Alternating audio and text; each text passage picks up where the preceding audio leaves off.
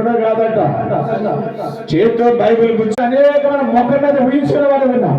నేను అంటున్నానండి, నన్ను చూసి మొక్క మీద చూశాడు, సిగ్గు వస్తుందే లేదు నాకు, వస్తుందా లేదా? కూర్చున్నవాడు సిగ్గుపడాలి, ఊహించినవాడు కాదు. హల్లెలూయా. యేసు ప్రభువు ఊహించుకునే కూర్చాడా? ఊహించుకున్నాడు. ఆలోచించండి, అంత ప్రభుని చేయబడిన మేలు విషయం నువ్వెందుకు సిగ్గుపడాలి? మేలులు పొందటానికైతే సిగ్గుపడవు, మేలులు పొందటానికి స్వస్థ సిగ్గుపడవు. ప్రభు కోసం ఏం చేస్తావు నీవు? సాక్షి ఉండలేకపోతున్నా. అక్కడ రాయబడిన మాట, నీకు సహాయం చేసేవాడు నేనే అన్న మాటను వాగ్దానం జ్ఞాపకం చేస్తున్న రెండో విషయం తెలుసా? సిగ్గుపరిచే దేవుడు కాదు నిన్ను. హల్లెలూయా. తలెత్తుగా చేసేవాడు విన్నాడు దేవుడు. హల్లెలూయా. ఎప్పుడే కాల సమయంలో ఒకవేళ నీ జీవితంలో సిగ్గుపడవలసిన సంగతులుంటే, భయపడిసిన ఆందోళనలుంటే, ఒకవేళ దిగులు పడుతున్న విషయాలు ఆలోచిస్తే యేసు నామములో వాగ్దానంతో దేవుడు నెరవేర్చబడునుగాక. ఆలోచిస్తున్నావా? వింటున్నారా? భయపడకుము. చూసావా ఎంత తోడే ఉన్నాడండి? నేను చెప్తానండి, రేపు నుంచి ప్రయత్నం చేయండి. పనికెత్తి ఏం ఎత్తుకెళ్తారమ్మా? అనగెత్తుకెళ్తారా? మనిషి వెళ్ళిపోతారా? సిగ్గుపడరా? అటుకి కూలికి వెళ్తున్నాను కదా అనుకుంటున్నావు.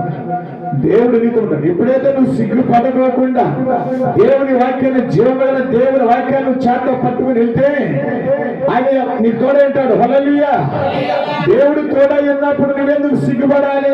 నేను చెప్తాను, ఈ ఉదయకాల సమయంలో మీరు వాక్యం నుండి నిజంగా క్రైస్తవులైతే, విశ్వాసులైతే సిగ్గుపడవలసిన అవసరం లేదు. సిగ్గుపడుతున్నామంటే దేవుడు నీ కొరకు సిగ్గుపడేవాడుగా. తండ్రి దగ్గర ఎప్పుడు కూడా తెలుసా? నేను చాలా చూస్తే చాలా చాలు. కొంతమంది ఆయన ఫ్యాషన్ తీసుకెళ్తారు, బైబుల్ బ్యాగ్ లో పెట్టుకెళ్తారు. చర్చలో బట్టలు దేంతో తీసుకెళ్తామమ్మా? బట్టలు ఊరెళ్తే దేంతో తీసుకెళ్తాం? బ్యాగ్ లో తీసుకెళ్తాం. మరి బైబిల్ అని తీసుకెళ్తాం? ఆలోచించండి. నీ బైబిల్ పుస్తకం అదే నువ్వు సాక్షి ఏం చెప్పక్కర్లా. నీ జోలి కూడా ఎవరు రారు. అవసరమైతే నీతో ప్రార్థన చేయించుకున్నారు. హల్లెలూయా. దేవుడు సహాయం చేసే దేవుడి రోజు నీతో మాట్లాడుతున్నాడు. ఉదయ కాలంలో తెల్లవారు జామున ఏసే నీతో ముచ్చటిస్తూ ఉన్నాడు. నీకు బోధించేవాడిగా ఉన్నాడు, నేను బలపరిచేవాడిగా ఉన్నాడు, ఆదరణ కలిగిన వాడే ఉన్నాడు. సిగ్గుపడవలసిన అవసరం లేదు. నీతో నేనున్నా. నిజం తెలుసా? నువ్వు సిగ్గుపడి వెళ్తుంటేనంటే దేవుడు సిగ్గుపడతాడు. నీతో దేవుడు తోడుగా కనపడని దేవుడు. హల్లెలూయా. ఒక్కదానే కనపడేది, ఒక్కదానే కనపడేది మనుషులకు. నీతో దేవుడు తోడై ఉన్నాడు. నమ్ముచున్నాము. ఈ ఉదయకాల సమయంలో దేవుడు ఇచ్చిన వాగ్దానాన్ని బట్టి కంప్లీట్ గా చదువుకున్న వచ్చింది మరొకసారి.